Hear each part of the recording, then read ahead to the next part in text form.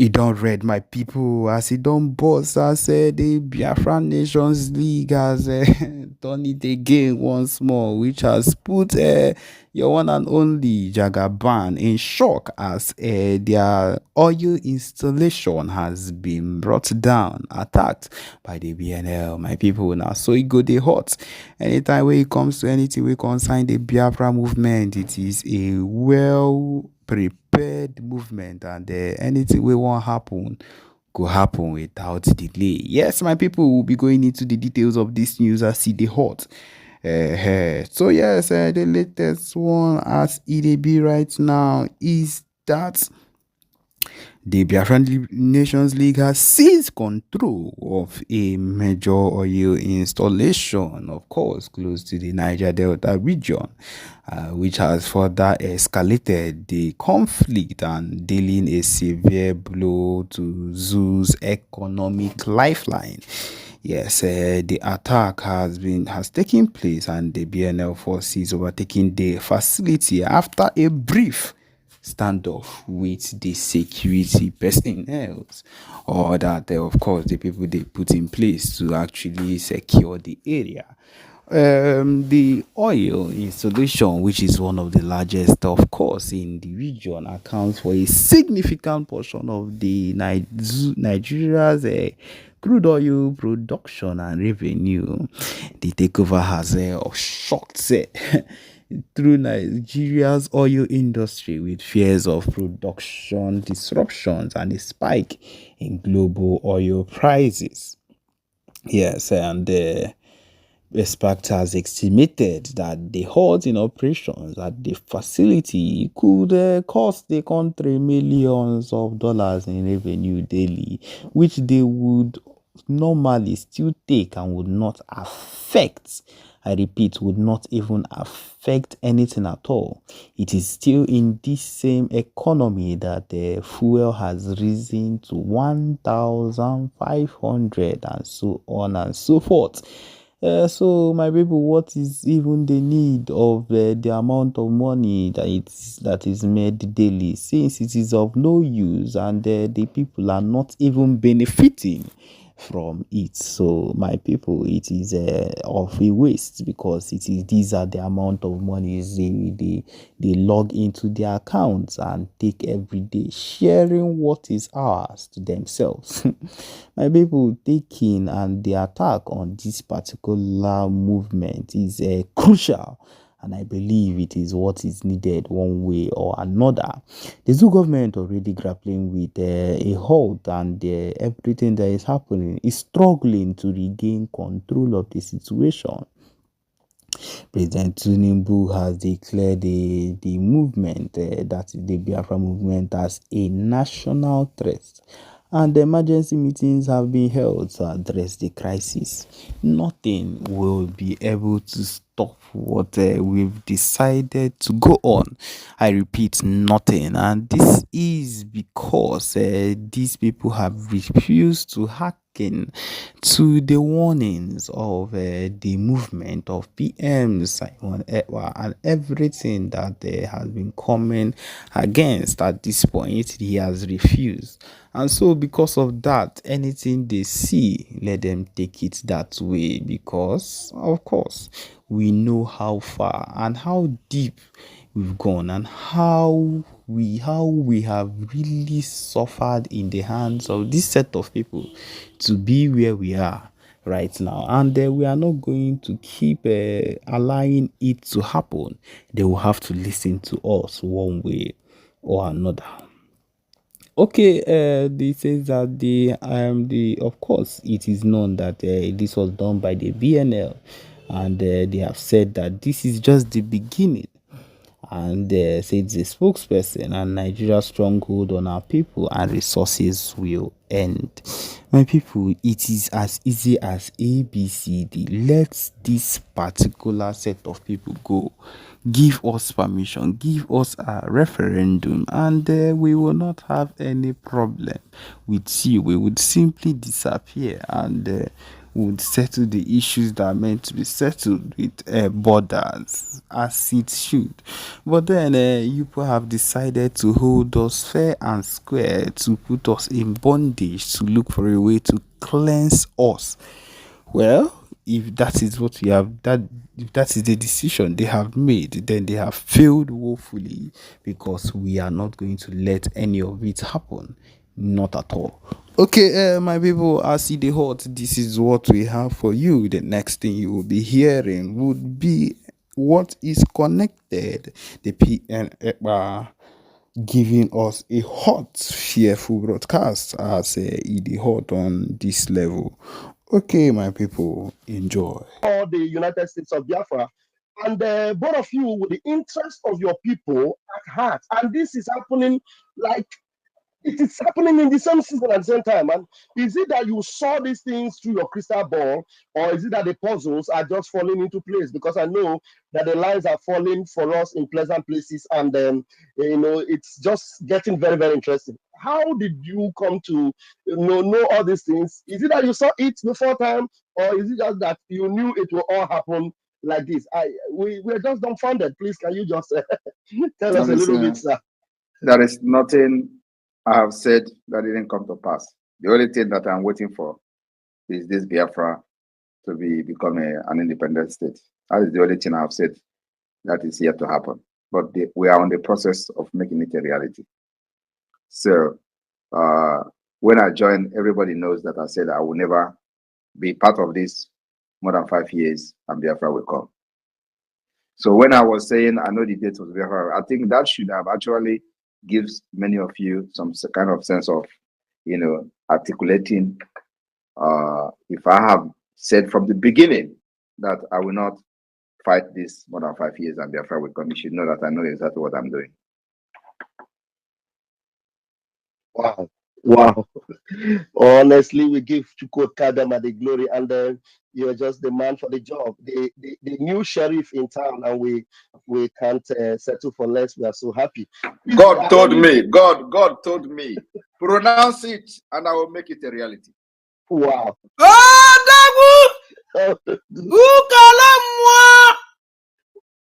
Mwana papo ke wunam jisike chukwu gozie gi honestly, thank you, Adandimbulandegede. Please, Mazi success, just know that if you have you want to interrupt me, just go ahead at any given time. You are always welcome, sir. There's no problem. Just go ahead. I'm listening. Sir. Okay, sir. All right, we move. Mazi Onyeka, please grab the mic and let's hear you. Thank you for having me. All protocol duly and humbly observed. More jog. Agaba do. My question is this: today, I was engaged with some poorly informed Biafrans in a conversation regarding the convention, and one of them raised the question that only the international community have the right to declare Biafra. Say you are poorly informed. That our Biafran people have the right to give mandates to our prime minister to declare Biafra and wait for international community to recognize, countries to recognize. And we don't need much. So I want to be sure that my answer I gave him is correct. After the declaration of Biafra, which the Biafra people have given you the mandate to do so, after the declaration on December 2nd, how many countries we need for recognition before we can be a sovereign state? That is my question, sir. Thank you.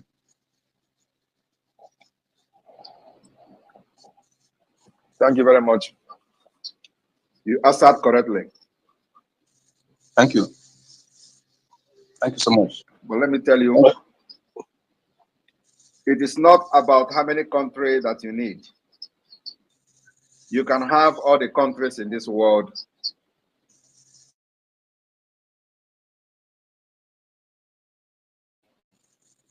Okay. You can be recognized by 20 countries and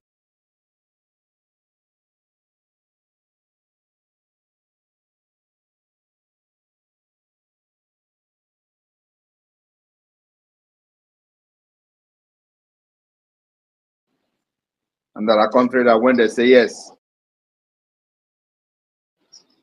others will not follow. And if they say no, even if you like, carry everybody along with you, you will never go anywhere. And that country is America. That is why it is very important that we educate the foreign policy makers and decision makers in the United States to understand that Biafra will be the solution to the instability that they have pumped billions of dollars for many years in the Sahel and beyond. So Biafra, we are presenting Biafra as a solution, which is exactly what it is. That's why we focus on educating them. Now, in the past, they will tell you that is nothing to show that you are actually, somebody is making noise. Can you stay muted, please? Please, whose mic is open? You can mute your mic while you are listening to the PM, please. In the past, all you do is noise, agitating without a structure, agitating without a foundation, agitating, just making noise, political pressure group. So nobody will take you serious. But they know that indeed Nigeria is not designed to profile the kind of solution that will put a stop to all the things going on in that region and beyond. So there is need for an alternative. But all the people that are bringing this alternative have not demonstrated the readiness to take that particular responsibility. So that's what we have done differently. So you need America. Once America goes, every other person follows. You will agree with me that during the Biafra civil and genocidal war, we have 4 to 5 country recognition. Did it give us independence? The answer is no. Did it make the United Nations recognize Biafra? The answer is no. But we have 4. And these 4 countries, or 5, are all members of the United Nations. It didn't give us the recognition. But had it been that America recognized Biafra, which they were actually about to, but because there were no foundation. When I mean foundation, I mean the kind of foundation that we have today, representation in the United States.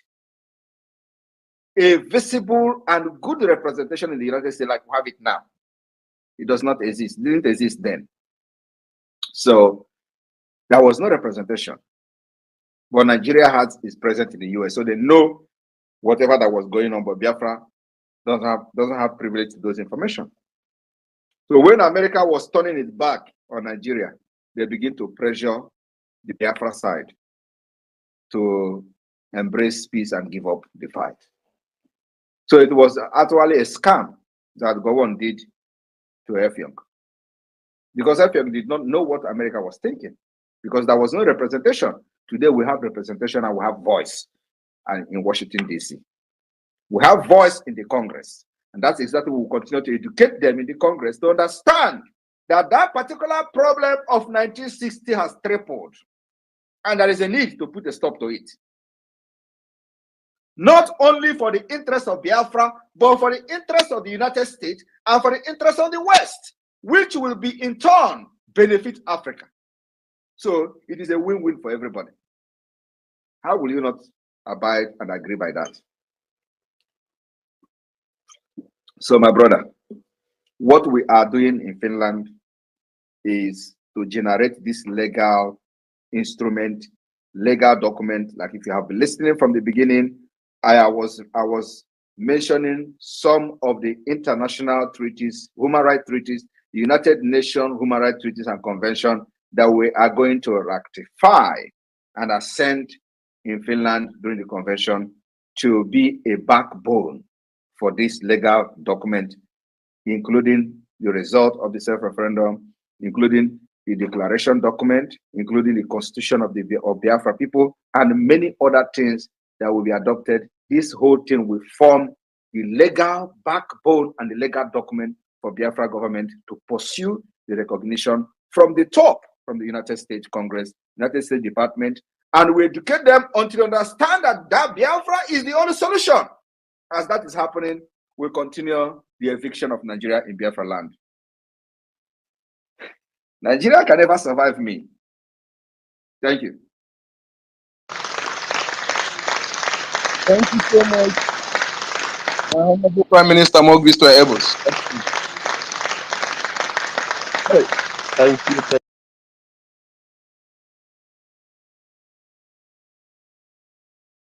That question that got our PM to respond, and the whole world is watching. Thank you. All right, please, those of you that are in the space as a speaker, you need to raise your hands. When we finish attending to the hands that are up, we will change the room with those that are waiting to come in. Rage and Fury, please grab the mic. All right, thank you very much, my Honorable Minister. I hope I'm coming out loud and clear. Go ahead, my. All right, thank you very much. I will ask a brief question. First, let me greet my Prime Minister, His Excellency Prime Minister Simon Ekpa, for all the Biafran people.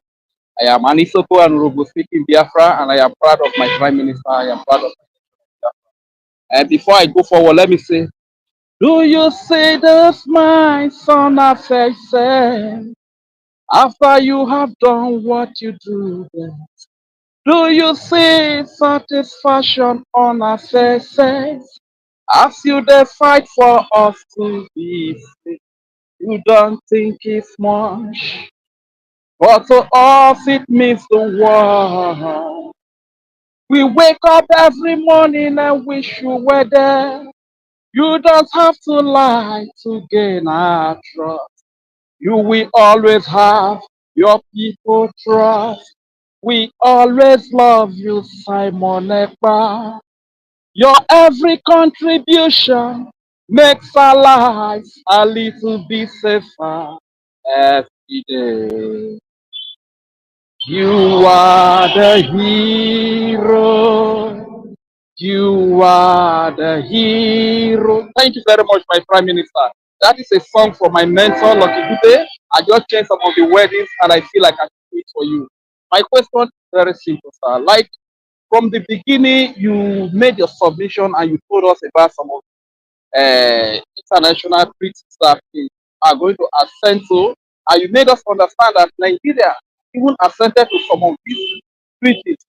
So my question is, when a country or a nation that is part of this that assented to these treaties break them, you see that the international community doesn't have the power to punish that nation because here in Nigeria, most of these treaties have been broken by Nigeria. And my second question is, how do you know that Donald Trump is going to be the next president? Because before campaign, we were the one that said Donald Trump is going to be the next. And we followed you. To my amazement, 2 days ago, Donald Trump is today a president. What is happening, sir? Because sometimes when you make some exposition, I'll be scared that this our prime minister not go put us for trouble one day. You understand? At the end of the day, what you talk will come to pass. What is happening, sir? Thank you very much. I am Reject Fury from Isoko speaking, Biafra. Thank you very much. As you know, I'm a very strong Christian. And I believe in God. So that is what we call divine mandate. When you are in a divine mandate, everything you do works for you. Even if they are against you, they will turn and work for you.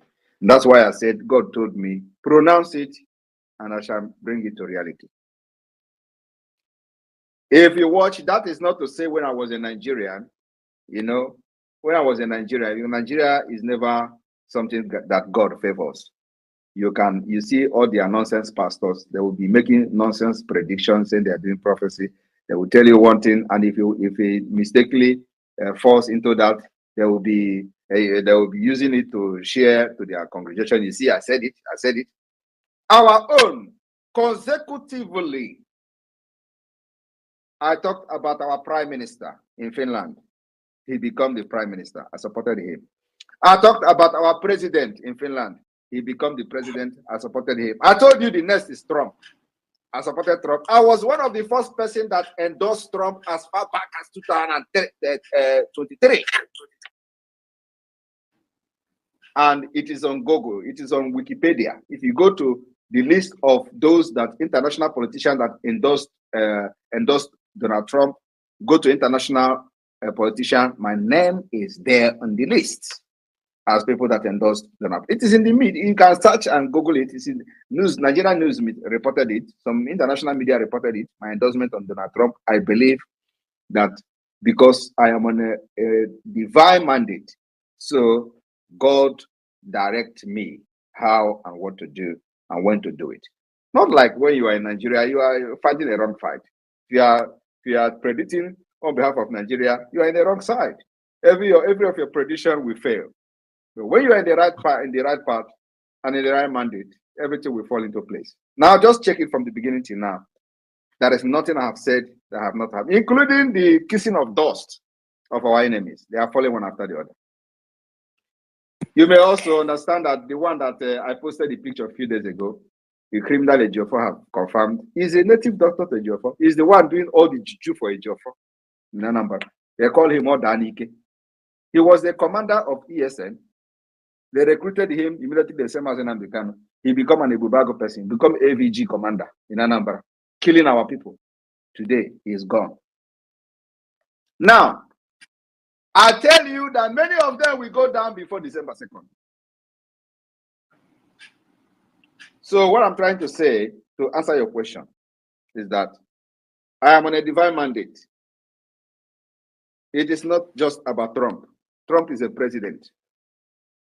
Trump is not going to single-handedly make decision on Biafra. That is why we started by educating the congressmen. That's why we started by educating them, and now we are moving to the United States Department of State to educate them on the importance of Biafra. So there is still a lot of work to do.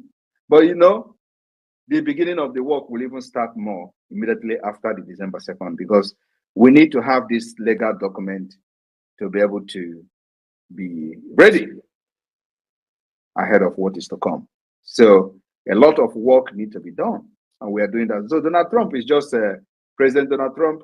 You know, is not he's not going to come out and say, okay, I give you Biafra. No, it requires procedures, processes, and many things need to be done, which we are doing very, very well. So that's why they will always tell you, follow who know road. Some people don't even know what it means. If you do not follow who know road, they will lead you to your, I don't know what it's called, but maybe you go inside the evil forest and you never come out again. We know road, and that's why we're leading Biafrans to freedom. So this foundation we have laid today, you can see where we are today. You can see for the past many decades of Biafra issue, nobody has ever in the public discussed with anybody in the Congress, except now that the Biafra government, under my leadership, we just started. And on the 2nd of December, which is just few weeks from now, you are going to see the caliber of people that will be in the Biafra Convention in Finland. Thank you. Wow. Thank you very much, sir. Thank you very much, sir. And that I think you have answered my second question, which I would have loved to ask that, being that you were the first to endorse Donald Trump, the Prime Minister of the African Republic government in Homeland and the Department government in Homeland, being that you are the first to endorse Donald Trump, how does it affect, how does it contribute to our freedom? But I think you've answered that. And let me use the mic by saying, I'm on a Simon Ekpa for my radio friend. Simon Ekpa Simon Ekpa for my no jano. Simon Ekpa for my Simon Ekpa for my roof for my Simon Ekpa for my. Thank you very much, sir. Thank you very much. Thank you, Rage and Fury. Thank you for all you do. Thank you for your commitment and your service. Blessings. All right, I have to move. I welcome our fellow media person in the Biafra government, our own Betty Ford. Mommy, grab the mic. You're welcome. Thank you so much, my wonderful Prime Minister. I thank you. I love the way you started this program. In fact, I am very, very happy. Sorry, my people. I thank all of you for gathering and coming around whenever we are on the air. Thank you all so much. I appreciate all of you. My PM, I will call you this name. I don't care what people think. You are the Jesus of our time. And I thank you so much. I'm very proud and happy to be working under you. You have really thrown the light and it is shining. There's a question. Well, I won't call it a question, but it's just to make reference to it.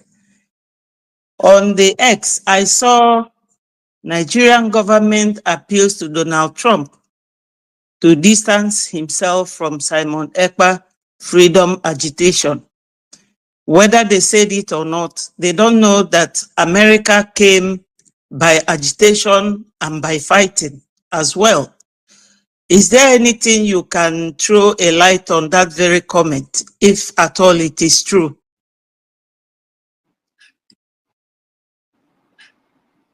There is no comment on that. It is dead on arrival. So I know that they did that. They did that 1 month ago. So, but what am I going to comment on that? Donald Trump doesn't listen to Islamic terrorist sponsors like Nigeria. Exactly. So my second question is just like a human being that I am. And then also, let me also quickly say that I can never be Jesus.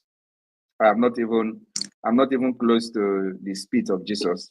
I'm not even close to the sweat of Jesus. So all glory goes to God and Jesus. Jesus is the one that is piloting this affair through me.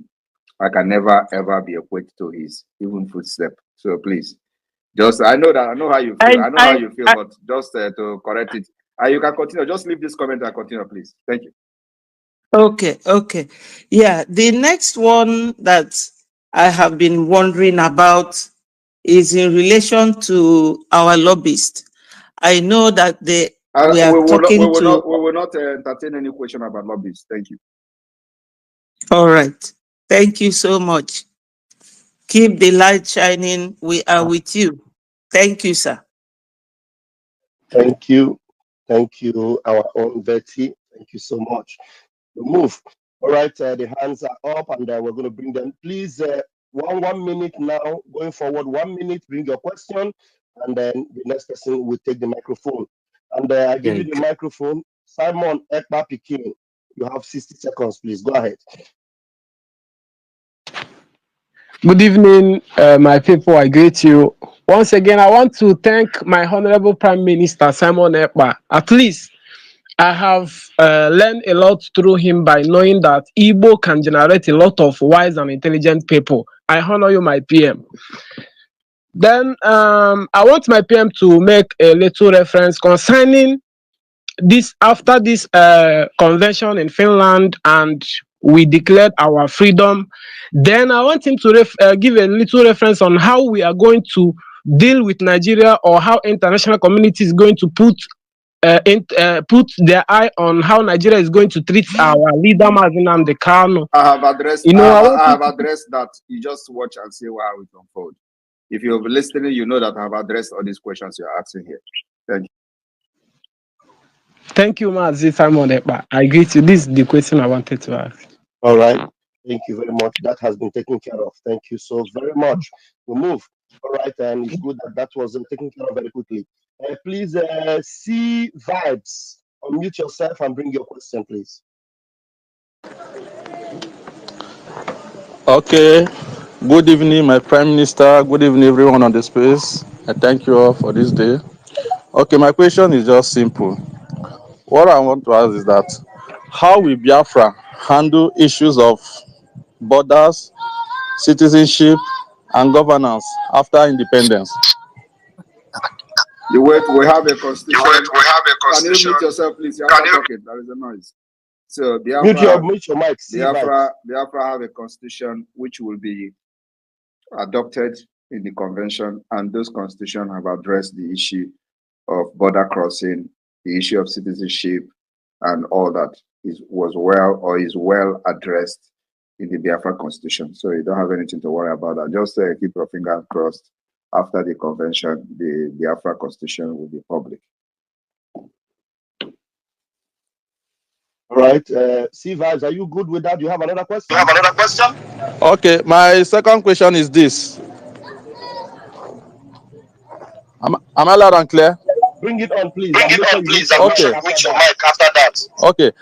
What I want to ask is that how much support does the Biafra independent movement have from the people in the region? You're asking how much support. When you have 40 states, when you have 40 United States of Biafra, have your map, have representative in all the 40 states. You're asking how much support you have. You have your support from your family members alone. Thank you. Okay, thank you. I'm done. Okay, thank you. How much support? Every seat at home, you see this, or the whole of Biafra is locked down. Our vote. No, he's talking about support where 50 million people have voted. How many people do you have in Nigeria? I beg, just let somebody else coming. Okay. All right, we move. Please go ahead and bring your question. Igbo, the progenitor of black. Please go ahead. My Honorable Prime Minister, I greet every one of you in the house. My question is based on the immigrant treaty with the UN. Like we all know the situation the world are facing now based on the immigrants. How do we Biafra manage it in the situation whereby? Where are you calling? Where are you calling from? Hmm? Where are you calling from? I'm calling from South Africa. Why are you worried about immigrants when you are immigrants in another man's land? Yes, that is where I'm not worried. I'm just trying to emphasize one or two things. What are you emphasizing? Because you are an immigrant in South Africa. So is if Mandela and co were emphasizing on immigrants, will you be there? No, I will not be there. So cut the question, please. You people should be asking something that is going to help, to explain certain things about the freedom, not about we are concerned about immigrant. Why you are there somewhere, somewhere country, somebody else's country, and as an immigrant. If everybody was concerned about immigrant, you will not be there. So talk about something that will help. Talk about something that will help your freedom, not all this nonsense side talk about what will happen after your freedom. Talk about how you are going to get your freedom. Talk about the finance that is needed to get your freedom first. Talk about the guns and bullets you need to protect your women and children first. Protect your body.